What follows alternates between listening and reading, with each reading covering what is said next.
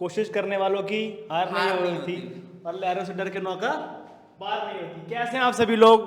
आज हम सभी आ गए हैं यूट्यूब के लीड कोचिंग के चैनल पे। सारे के सारे विद्यार्थी हमारे आकाश पंडित सर के साथ, जो भी हमारे पास लीड के टॉपर हैं, है ना। अभी जो अपना जो पहला जो क्लास है वो खत्म हुआ था परिश्रम ऑफलाइन बैच का। तो आलम साहब और ओम साहब आए हैं मिठाई खिलाने, तो एक बार इन्हें चर्चा कर लेते हैं क्या क्या इनकी जर्नी थी थ्रू आउट, जो उन्होंने पूरी की पूरी थ्रू आउट लर्निंग करी। लीड का जो पेपर थी, आप दोनों के दोनों टॉपर हैं, टॉप 10 में रैंक है, USICT CS मिल जाएगी अब दोनों भाइयों को, है ना। तो पूरी की पूरी तैयारी के दौरान कैसे कैसे फेस रहा, क्या क्या चीज़ें थी हमें जो ध्यान करने वाली थी, कैसे इनका परिश्रम रहा, क्या क्या अब इनको ये करना है, वो सारा डिस्कस करने वाले थे हम, है ना। मेन जो था वो यही था कि भाई अब सिलेक्शन हुआ है तो मिठाई का एक सेशन तो बनता ही है, उसके लिए सारे आई थे, है ना। लेकिन एक अपना ही बनता है कि हाँ पूरे थ्रू आउट दी सेशन क्या हुआ, तो वो सारे डिस्कस करेंगे एक एक करके, ठीक है। तो आकाश सर एक बार हेलो एवरीवन, जैसा कि आप सभी जानते हो मैं GCC में ऑनलाइन मैथ्स पढ़ाता हूँ, ठीक है ना। और ऑफलाइन बच्चे वगैरह भी वो भी मेरी वीडियोस देखते हैं, ठीक है। तो ये इश्तियाक और आलम थे, ये बहुत दिन से मिलने की कह रहे थे कि सर आपसे मिलना है और अच्छे से मतलब कि जो भी चीज़ें डिस्कस करनी है, कैसे कैसे स्ट्रगल रहा क्या रहा, वो चीज़ें बात करनी है। और मेन इनका मोटिव जो था वो मिठाई खिलाने का मोटिव था। मुझसे बहुत दिन से पूछ रहे थे सर मिठाई खिला दें। तो मिठाई हमने खा ली काजू कतली की, बिल्कुल कोई दिक्कत वाली बात नहीं है, बिल्कुल महंगी वाली मिठाई है जो हमने खा ली है। अभी पार्टी के लिए जाना है क्योंकि महंगा श्रेयस सर की भी जॉब लगी हुई है, तो इसकी पार्टी भी देंगे आज ये सर हमारे। पार्टी भी है, जिन जिनको पार्टी नहीं मिली वो अगले वीकेंड आ सकते हैं। ये पार्टी देने का सिलसिला चलता रहेगा, ठीक है। चलो सबसे पहले मैं आलम पे आता हूँ। आलम, एक बार थ्रू आउट दी जर्नी कैसा रहा यहाँ का एक्सपीरियंस, है ना, क्या क्या आपने सीखा, क्या क्या आप और करना है आगे जीवन में, वो एक बार डिस्कस करेंगे जल्दी से, बहुत जल्दी। हेलो एवरीवन, जैसा कि सर ने मेरा नाम बता दिया, इश्तियाक आलम मेरा नाम है।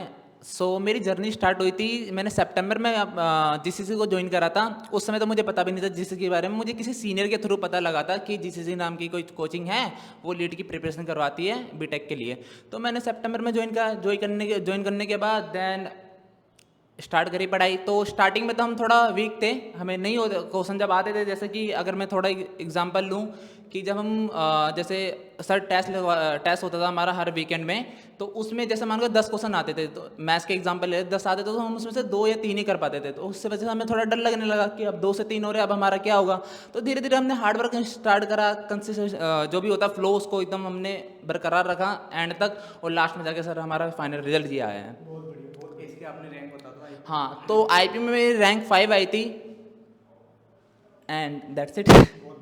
एक अपना ये रहता है सर, जैसे बहुत बार क्या होता है, विद्यार्थी जो होते हैं थ्रू आउट पूरी मेहनत करते हैं, कंसिस्टेंट भी रहते हैं, लेकिन टेस्ट सीरीज में कभी कभार मार्क्स नहीं आते, है ना। तो उसकी वजह से बहुत एक डीमोटिवेशन आता है थ्रू आउट दी जर्नी, ठीक है। जैसा आलम ने भी कहा कि थ्रू आउट द पेपर जो कंसिस्टेंस था ही, लेकिन सर एक लास्ट फेस में आता है विद्यार्थियों के कि वो एग्जाम जब देने जाते हैं तो उसके पहले क्या होता है, टेस्ट में थोड़े नंबर कम आने लगते हैं। तो उसको कैसे टैकल किया जाए थ्रू आउट दी जर्नी? देखो भाई, टैकल करने का कोई चक्कर नहीं है। आपको मैं एक एग्जांपल देता हूँ, मैंने भी अपने किसी मतलब गुरु से ही सीखा है। अब उसमें क्या था ना, एक बार एक पहलवान आता है, मतलब बहुत अट्टा कट्टा पहलवान आता है और स्टेज पे चढ़ता है। वो स्टेज पे चढ़ता है, अपने साथ एक नींबू लेके आता है। तो वो क्या करता है ना, उस नींबू को निचोड़ देता है पूरा। इतना बड़ा अट्टा कट्टा पहलवान पूरा अच्छे से नींबू को निचोड़ देता है। फिर ऑडियंस में से कहता है कि किसी में दम है तो मैं उसको 1 लाख रुपए दूंगा, इसमें से 2-3 बूंद भी निकाल के दे दो। तो एक पतला दुबला सा इश्तियाक जैसा बंदा वहां से निकल के आता है, पतला दुबला सा बंदा। अब वो आता है तो वो क्या कहता है कि आता है, उसको जोर से निचोड़ता है, उसमें 3-4 बूंद निकल जाती हैं। भाई सारे भौचक के रह जाते हैं, क्या हो गया। वो पहलवान कहता है भाई तू है कौन, ऐसा मतलब क्या चीज़ है, तूने इसमें से भी निकाल दिया। तो वो कहता है भाई मैं अलीगढ़ से जो दिल्ली बस आती है ना, उसमें चने बेचता हूँ, तो उसमें नींबू निचोड़ता था। तो बेटा ये आपको क्या सिखा रहा है, ये आपको ये सिखा रहा है कि आप थ्रो आउट कितनी प्रैक्टिस कर रहे हो। तो उसने इतना नींबू निचोड़ा कि पहलवान भी उसके आगे फेल हो गया। तो आपको इतनी प्रैक्टिस करनी है कि आप पेपर से क्या किसी चीज़ से ना घबराओ। तो आपको खुद ब खुद टेंशन कम हो जाएगी। जब तक आप प्रैक्टिस नहीं करोगे कंसिस्टेंसी के साथ, तब तक कुछ नहीं होने वाला। एक बंदा जो 10 घंटे पढ़ रहा है 4 दिन तक, वो बेकार है। और एक बंदा जो 3 घंटे पढ़ रहा है पूरे थ्रू आउट द ईयर, तो भाई वो बंदा सक्सेसफुल होगा और उसकी रैंक भी आएगी। एग्जाम के लिए खड़े हुए हैं, ऐसा नहीं है पहले से 30 मार्क का बंदे थे, इन्होंने भी यहीं आके कुछ ना कुछ गेन करा है, कुछ ना कुछ सीखा है। एक एक चीज़ों को बारीकी से रात भर डाउट पूछ रहे हैं। और कुछ बच्चे ऐसे भी थे, जैसे एक शुभम बच्चा था, इन्हीं का पार्टनर था, इन्हीं के ग्रुप का था। उसकी रैंक 81 आई और उसकी CUT में 440 प्लस नंबर है, पर वो भी अच्छा करता, पर उसके साथ गलती क्या हो गई कि वो कंसिस्टेंसी नहीं बना पाया। उसने 10 दिन पढ़ाई कर ली, 20 दिन छोड़ दी, फिर पढ़ाई कर ली, फिर पेपर से कुछ दिन पहले पढ़ ली, तो उसकी ये गलती हो गई, पर वो ब्रिलियंट बच्चा था। ऐसी ऑफलाइन की मैं बात करता हूँ तो सुग्रीव हो गया, लक्ष्य हो गया, अंश हो गया, बंटी हो गया, ये बच्चे भी कुछ ऐसे थे जो आपको रैंक ला के दिखाते थे। नहीं रैंक नहीं आई, इनकी भी टॉप 50 टॉप 70 रैंक है, पर ये टॉप 10 में आने वाले बच्चे थे। पर गलती क्या हो गई, इन पे एक गलती हो गई, ये कंसिस्टेंसी रही, पर ये प्रीवियस ईयर के पेपर ढंग से नहीं करके जा पाए। तो थोड़ी सी आपको ये भी ध्यान रखना है, प्रीवियस ईयर के पेपर भी करना है, टेस्ट भी अटेम्प्ट करने हैं, जो यहाँ पे मूक होते हैं वो भी आपको ढंग से देने हैं, टीचर से इंटरेक्शन करना है, बच्चों को आपस में ग्रुप अपने जैसे लेवल के बच्चों के साथ बनाना है, फर्जी बच्चों से दूर रहना है कि जो आपको भटकाएं कि ये नहीं करना वो नहीं करना। आप अपने टीचर को एनालिसिस करो, मुझे समझ में आ रहा है कि नहीं, उस चीज़ पे थोड़ा सा ध्यान दो। और थोड़ा सा टाइम कम है, हमको सबको बताना है, अभी ओम की भी थोड़ा सा बोलेगा, तो मैं बस आपको इतना कहना चाहता हूँ, सिलेबस को अच्छे से पढ़ो, टीचर पे भरोसा रखो और अपना बस प्रैक्टिस करते जाओ, प्रैक्टिस ही आपको सब कुछ करके देगी। Thank you everyone. बहुत बढ़िया sir, thank you for your valuable feedback. और consistency is the main key if you are preparing for such kinds of paper. और अगर आप किसी पेपर की तैयारी करते हो तो कंसिस्टेंसी बहुत इंपॉर्टेंट होती है, चाहे आप लीड का पेपर दो, गेट का पेपर दो, यूपीएससी का पेपर दो, इंजीनियरिंग सर्विसेज निकालो, है ना, उन सब में क्या होता है आपके पास जो कंसिस्टेंसी होती है बहुत इंपॉर्टेंट होती है। ठीक है, तो ध्यान रखेंगे सब चीज़ का। लास्ट में ओम के पास आना चाहता हूँ क्योंकि ये भी बहुत ऑनलाइन विद्यार्थी, ऑनलाइन क्या होता है, क्या होती है, हमारी कनेक्टिविटी इतनी रीच नहीं हो पाती, हम बस व्हाट्सअप के माध्यम से जुड़ पाते हैं विद्यार्थियों से। ठीक है, तो जो डाउट सेशन होता है वो सारा का सारा व्हाट्सअप के थ्रू होता है। तो ये जो दोनों विद्यार्थी थे ऑनलाइन थे, तो ऑनलाइन में भी क्या होता है, ऑनलाइन में रैंक निकालना जो होता है तभी हो पाता है जब आप कंसिस्टेंट रहो, है ना, हार्ड वर्क रहो, फोकस रहो एग्जाम के प्रति। तो एक बार ओम अपनी जर्नी शेयर करेंगे। बाकी ओम ने बहुत डाउट पूछे हैं हर फैकल्टी से, ऐसा मेरे को सुनने में आई है। ठीक है, तो अच्छे से इस्तेमाल करना है, ऐसा नहीं कि हाँ भाई समझ नहीं आ रहा तो पूछे ही ना, है ना। तो बहुत इंपॉर्टेंट रहता है कि जैसे आप ऑनलाइन पढ़ रहे हो तो ऑनलाइन में क्या होता है कि हमने उसको पढ़ा, नहीं समझ में आया, वीडियो दोबारा देखी, नहीं समझ में आया तो उसको दोबारा पढ़ा, नहीं समझ में आया तो क्वेश्चन किए, क्वेश्चन नहीं हो रहा तो क्वेश्चन को पूछा, क्वेश्चन का सोल्यूशन लिया। तो ये सारी चीज़ें होती है, बहुत इंपॉर्टेंट होती है। ऐसी नहीं कि हाँ भाई क्वेश्चन ही नहीं हो रहे, सवाल ही नहीं हो रहा, कंसेप्ट ही नहीं हो रहा तो थक के हार गए, बैठ गए कि अब तो पेपर ही नहीं देंगे। तो ये जो फेस है ये आना चाहिए नहीं वैसे किसी भी एग्जाम पॉइंट ऑफ व्यू से। Thank you Shresh sir. Hello, my name is Om Kumar Jha. मैं अगर अपनी जर्नी बताऊं तो जब स्टार्टिंग में मैं जब आया था तो 23 सितंबर उसमें मैंने सबसे पहले अपने मैथ्स की क्लास ली थी पंडित सर के साथ। तो उसमें ट्रिगोमेट्री मतलब मुझे को पढ़ा रहे थे, मैं एग्जांपल लेता हूं।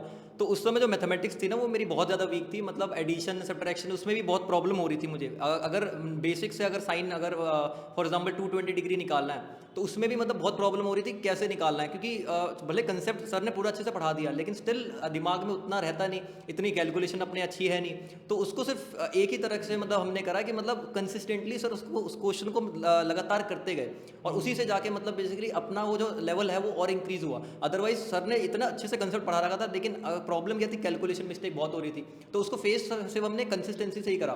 तो मैथ्स का तो सिर्फ यही है कि अगर आप कंसिस्टेंट नहीं हो तो आप नहीं कर पाओगे। और रही बात अगर इसके अलावा मैकेनिक्स की बात करें तो मैकेनिक्स में श्रेयस सर ने बहुत अच्छे से पढ़ाया था। हमने अगर बात करें तो हम सारे प्रीवियस ईयर करे थे, हमने देखे तो सारे क्वेश्चन किस तरह से आ रहे हैं उसके हिसाब से हमने सारे प्रीवियस ईयर करे और सारे न्यूमेरिकल ज़्यादा डीप में नहीं करा क्योंकि हमने देखा कि ज़्यादा न्यूमेरिकल आता नहीं है। और ऐसा ही था मैकेनिक्स का भी। और रही बात रीजनिंग का तो लगभग सारे कर ही लेते हैं, रीजनिंग में तो ज़्यादा इन डेप्थ क्वेश्चन नहीं आते। क्वांट की दिक्कत थी, क्वांट में तो मतलब हमने ज़्यादा प्रैक्टिस भी नहीं करी थी और इस टाइप के क्वेश्चन थोड़े अजीब टाइप के भी आ गए थे। हमने करे मतलब ज़्यादा क्वेश्चन हम भी नहीं कर पाए थे। आई थिंक 5 या 6 क्वेश्चन आए थे जिसमें से मैंने भी 2 या 3 ही करे होंगे, उससे ज़्यादा मैंने नहीं करे थे। इस तरह से ही था। वैसे ज़्यादा लीट में उतना ऐसा कुछ नहीं है कि आपको बहुत ज़्यादा एफर्ट मारना है। आप अगर कंसिस्टेंट 5 से 6 घंटे भी अगर डेली पुट इन कर रहे हो तो आप एक अच्छी रैंक निकाल सकते हो। जैसे कि स्टार्टिंग में जब मैं आया था तो मैं इतना तो पढ़ता नहीं था, 3 घंटे तो मैं रेगुलरली पढ़ लेता था क्योंकि मैथ्स में टाइम लगता था 1 घंटा 1.5 घंटा, क्योंकि अगर आप कैलकुलेशन करने बैठ रहे हो तो इतना नहीं है कि आप बहुत जल्दी कर लोगे। स्टार्टिंग में तो वीक थी कैलकुलेशन, तो टाइम तो लगेगा ही करने में। तो वैसे ही मतलब स्टार्टिंग के कुछ महीने कैलकुलेशन थोड़ी स्ट्रॉन्ग करने गए, उसके बाद ऐसे ही धीरे धीरे करके अपने लेवल को बढ़ाते गए। और उसके बाद जब एक पॉइंट आया जिसकी अप्रैल का समय था, जिस समय समझ में आ गया कि 1 से 2 महीने के अंदर अपना एग्जामिनेशन है, तो उस समय फिर अपने रगड़ दिया पूरा अच्छे से। मतलब अपना फिर रात भर मतलब डाउट पूछते थे पंडित सर को, तो मतलब हम जब भी पूछते थे रिप्लाई करते थे। सेम श्रेयस सर के लिए, सेम गोपाल सर के लिए, सारे के सारे टीचर्स बिल्कुल मतलब जब पढ़ाते भी बढ़िया है और साथ डाउट भी क्लियर करते हैं। तो एक होता है ना टीचर्स में कि मतलब सिर्फ पढ़ाना नहीं है, सिर्फ बहुत सारे ऐसे मतलब जैसे कि जब हम डिप्लोमा में थे तो सिर्फ टीचर पढ़ाते थे, ये टीचर जो है मतलब डाउट भी क्लियर करते हैं, वो भी बहुत बढ़िया तरीके से। तो इन पे तो रिस्पेक्ट अलग ही लेवल किया है। और अगर यही है मतलब मेरी पूरी की पूरी जर्नी स्टार्टिंग में मतलब हम बहुत कम पढ़ते थे, अप्रैल मई के अंदर जैसे आए उसके बाद हमने लेवल को बढ़ा दिया, 7 से 8 घंटे पढ़ाई स्टार्ट कर दी, क्योंकि उस समय लग रहा था कि हाँ ये नीड है, अगर ये नहीं करेंगे तो मतलब कुछ नहीं हो पाएगा। तो यही था मतलब लास्ट में फिर प्रीवियस ईयर सारे क्वेश्चन हमने करे, लेकिन प्रॉब्लम क्या थी, प्रीवियस ईयर जो हमने करे थे उस लेवल के नहीं आए, हमने सारे पेपर करे, 16 करा था, 17, 18, 19, हमने देखा कि 2020 का एक क्वेश्चन था, 2 क्वेश्चन थे 2021 में रिपीट हुए थे, એટલે हमको लगा कि नहीं आएगा, रिपीट नहीं हुआ, मेरे को तो पता था कि नहीं रिपीट नहीं होने वाला, मैं गया पूरा कॉन्फिडेंस से, लेकिन जब क्वेश्चन पेपर देखा तो थोड़ा बुरा लगा कि ये भी क्वेश्चन नहीं आता। तो वैसा कुछ नहीं है, आपको बस आप ये प्रेडिक्ट नहीं कर सकता ना कि प्रीवियस ईयर का क्वेश्चन नहीं आएगा। तो जो भी जूनियर्स है बस उसको यही बोलना चाहता हूँ कि मतलब प्रीवियस ईयर के क्वेश्चन भले आपको नहीं आते हैं, आप उसको रट लो, क्योंकि कुछ कह नहीं सकते हैं सिचुएशन में क्या हो सकता है, तो आपको सारे प्रीवियस ईयर क्वेश्चन तो करने ही है। और बाकी तो ये जो मैथ्स है, मैकेनिक्स है, ऐसा कोई बहुत बड़ी बात नहीं है, आप कंसिस्टेंटली करो, रिवीजन करो, रिवीजन जैसे कि मैं एक हफ्ते में करता था, मैंने पीरियड बना रखा था कि सैटरडे संडे क्लासेस होंगी, उसके बाद मैं रिवीजन करूंगा पूरा का पूरा, मतलब मैकेनिक्स एक साथ रिवाइज कर लेता, क्योंकि मैकेनिक्स बहुत बड़ा नहीं था, तो एक ही दिन बैठता था, 3-4 घंटे लगातार, और वो पूरा मैकेनिक्स रिवाइज हो जाता था। मैथ्स का तो मतलब मैं कंसिस्टेंट क्वेश्चन करता ही था उस तरह से। बहुत बढ़िया ओम। एक बात और ध्यान में आती है कि जैसे हम 6 घंटा 4 घंटा 5 घंटा जो भी सर निकालते हैं ना, उसमें अपना टाइम जो है डिसाइड होना चाहिए कि हम कितने घंटे मैथ करेंगे, कितने घंटे रीजनिंग करेंगे, कितने घंटे फिजिक्स या केमिस्ट्री देखेंगे, है ना। क्योंकि जनरली देखा जाता है कि मान लो 6 घंटे का हमारे पास टाइम स्लॉट है, लेकिन हम क्या करते हैं, मैथ लेने बैठे तो 3 से 4 घंटे मैथ ही पढ़ते रह गए, है ना। तो हमारे पास एक पूरा टाइम टेबल होना चाहिए। अगर हमारे पास 5 घंटे हैं तो कैसे हम उसको मैनेज करें, इसी को टाइम मैनेजमेंट कहा जाता है ना। तो जब भी आप तैयारी करते हो तो ऐसा नहीं कि आप बस बह गए पेपर में, है ना। आपको सारा का सारा जो टाइम, जैसे मैथमेटिक्स अच्छा समय लेती है, ठीक है, मैकेनिक्स फिजिक्स इन सब में न्यूमेरिकल पे टाइम देना होता है, रीजनिंग जो है या फिर एप्टीट्यूड है, इसमें आपकी जो न्यूमेरिकल एबिलिटी है वो चेक होती है। तो इसको आपको कब करना है, कब आपका जो दिमाग है वो सही चलता है, सुबह शाम रात, उसके अकॉर्डिंग आपको तय करना होता है ना। जब भी आपको लगता है कि हाँ मैं रात में ज़्यादा एक्टिव हूँ, मैं मॉर्निंग में ज़्यादा एक्टिव हूँ, उसके अकॉर्डिंग आपको टाइम मैनेज करके उस सब पर्टिकुलर सब्जेक्ट को देना होता है। अगर आप ऐसा करते हो तो डेफिनेटली एक बहुत अच्छा, एक जो स्ट्रैटेजी है, एक बहुत अच्छा जो होता है ना, पाइल अप करके जब आप पेपर देने जाते हो तो एक अच्छी नॉलेज आप डिलीवर कर पाते हो पेपर में।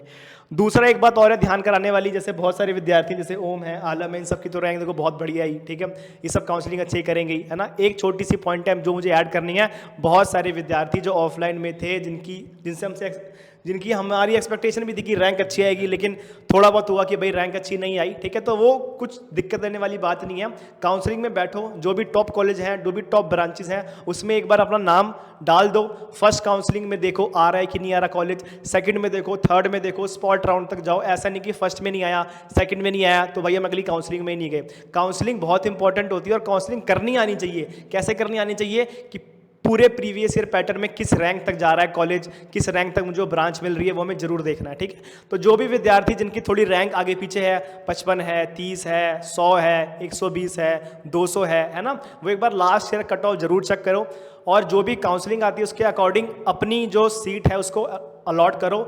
और यही एक बेस्ट टैक्टिक्स रहती है काउंसलिंग करने की। ऐसा नहीं कि हाँ भाई पहले में नहीं मिल रहा तो छोड़ दिया। और अपने जो प्रायोरिटी है कि अगर मुझे CS लेना है, मुझे इलेक्ट्रॉनिक्स लेना है, मेरे को EC लेना है, तो वही ब्रांच उस पर्टिकुलर कॉलेज में भरो। कोई लोड लेने वाली बात नहीं है। स्पॉट राउंड तक जाओ, बहुत सारी सीटें हैं सीट मैट्रिक्स में, IPU लीड, DTU लीड, अगर कोई PU लीड का बच्चा है जो हमें सुन रहा है, अगर कोई स्लाइड लीड का बच्चा है जो हमें सुन रहा है, तो सारा का सारा जो खेल है वो काउंसलिंग का है। जितनी मेहनत आपने करी, रैंक आई नहीं आई, अच्छा रहा बुरा रहा, जैसा भी आपका रहा, now the next war that you need to win is the counselling round that you need to win, ठीक है। इसलिए काउंसलिंग में जाना अच्छे से, अपने सीनियर से हेल्प लो कि सर क्या कट ऑफ जाती है यहाँ पे, मैं क्या क्या करूँ, कौन कौन से कॉलेज भरूँ, क्या स्ट्रीम भरूँ जिससे मेरा रैंक आ जाए। तो इस बातों को विशेष ध्यान रखना है। और किसी को कुछ ऐड करना ना हो तो फिर ऐड कर दे सर। बिल्कुल करो। नहीं सर, लास्ट में मैं कर दूंगा। हाँ देखो, मैं एक चीज़ कहना चाहता था कि जैसे आप पढ़ रहे हो, ऐसा नहीं है जो बच्चे जिसकी रैंक टॉप 20 में नहीं आई, 30 में नहीं आई तो बच्चे बेकार हैं। बच्चे बेकार नहीं हैं, उन्होंने यहाँ से एक बहुत अच्छी चीज़ सीखी है कि आपको पूरे साल मेहनत कैसे करनी है। जैसे अब वो आगे किसी और चीज़ का कंपटीशन देंगे, गेट का, ES का, IAS का, कुछ भी दे सकते हैं बच्चे, ठीक है ना। तो वो उनको ये पैटर्न पता लग गया कि हमको एक साल कैसे मेहनत करनी है और लास्ट में कैसे एग्जीक्यूट करना है, वो चीज़ मेन है। उन्होंने एक्सपीरियंस लिया यहाँ से। और वो बच्चे जिनकी टॉप 100 में रैंक आई है ना, वो टॉप 10 में नहीं आ पाए किसी भी वजह से, पर ऐसा नहीं समझना बेकार हैं वो बच्चे कुछ ना कुछ अच्छा ही करेंगे। और दूसरी बात, मैं मैथ का टीचर हूँ तो मैं एज अ मैथ के थोड़ा सा बताना चाहता हूँ कि आपको मैथ में क्या, थोड़ा सा ही बताऊँगा, ज़्यादा नहीं, कि आपको मैथ में क्या करना चाहिए। सबसे पहले आपका जो टीचर जो पढ़ा रहा है अच्छे से, आपको सबसे पहले एक चीज़ मैं बता देता हूँ कि बच्चे पूछते हैं सर कोचिंग करनी चाहिए या नहीं करनी चाहिए, तो उस पर 2 चीज़ डिपेंड करती हैं। आप अपना पोटेंशियल देखो। आप मतलब मान लो शुरू से ही आप स्टार्टिंग से सेल्फ स्टडी वाले बंदे हो कि आप सेल्फ स्टडी से सब कुछ कर सकते हो, तो भाई आप कोचिंग करो या ना करो कोई फर्क नहीं पड़ता, आप कर लोगे। पर आप ऐसे बंदे हो जो थोड़े से चुलबुले टाइप होते हैं कि नहीं भाई ये यहाँ भी कर लिया वहाँ भी कर लिया, कि फिर आप कोचिंग की बहुत ज़रूरत है। क्यों? क्योंकि आप एक डिसिप्लिन सीखोगे, आपको टीचर बताने वाला होगा कि ये गाइडेंस आपको यही सिलेबस मेनली करना है, इस पर फोकस करना है। अदरवाइज जो बच्चा ऐसा नहीं होता वो थोड़ा सा पता नहीं लगा पाता क्या करना है आपको, तो इस चीज़ के लिए कोचिंग जरूरी हो जाती है। और चलो मैथ की तो किसी और दिन बात करेंगे, बहुत वीडियो में बात करिए। इश्तियाक आलम को मैं दूंगा, ये दोनों बच्चे आज मिठाई खिलाने आए थे, दिल से खुशी हुई थी, ठीक है ना। तो ये अपने दोनों बहुत बढ़िया कराए, इन दोनों ने अच्छा परफॉर्मेंस है, एक की 5 है एक की 10 है। तो मैं थोड़ा सा टाइम इश्तियाक आलम को दूंगा, तो ये बताएगा। जैसा कि मैंने बोला था कि स्टार्टिंग में हमसे क्वेश्चन नहीं हो रहे थे, तो उस वजह से हम क्या हो जा रहे थे, डीमोटिवेट से हो जा रहे थे थोड़े से, है ना। तो उसके लिए मैंने कुछ मोटिवेशन लाइन लिखी है, तो मैं सुनाना चाहूँगा, आई होप आपको अच्छे लगे। कि लाइन कुछ ऐसे मेरे जूनियर्स के लिए लिखी थी मैंने कि बेशक साल की शुरुआत खराब हो लेकिन अंत अच्छा मैं करूँगा, अपनी गलतियों से कुछ नया सीखूँगा, देखूँगा इस दुनिया को एक अलग नज़र से, खुद में खुद को जोड़ के जीत लूँगा अपने हर एक ख्वाब, मम्मी पापा के कदमों को चूम के। और लोग पूछेंगे तुमसे कैसे हुए सफल, जवाब होगा मेहनत और लगन से।